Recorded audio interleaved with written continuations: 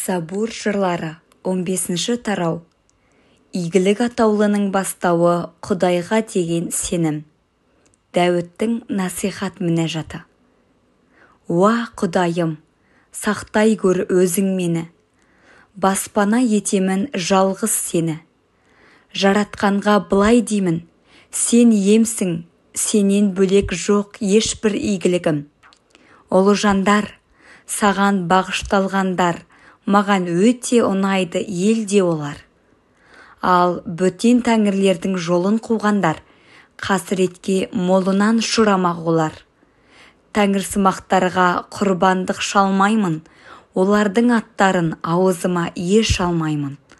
Уа ем, маған жар болып келесің, жарылқап мені амандық бересің. Тағдырым қауіпсіз қолыңда сенің, тамаша маған тиген үлесім. Қатты ұнайды ғажайып мұрам. Даңқтаймын ақыл кеңес берген иемді, ұжданым түнде де мені ескертеді. Ықылас ниетім әрдайым иемде. Оң жағымда ол маған жар боп келеді. Жағдайым шайқалмайды ешбір кезде. Содан жүрегім шаттыққа толады. Мәз мейрам болып тілімнен бал тамады. Саған сенгенімнен тәнім тыншиды.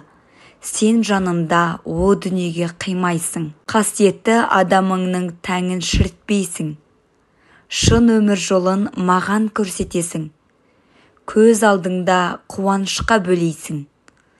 Оң жағыңда мәңгі игілік бересің. Каналға тіркеліп, достарыңызбен бөлісіңіздер. Рахмет.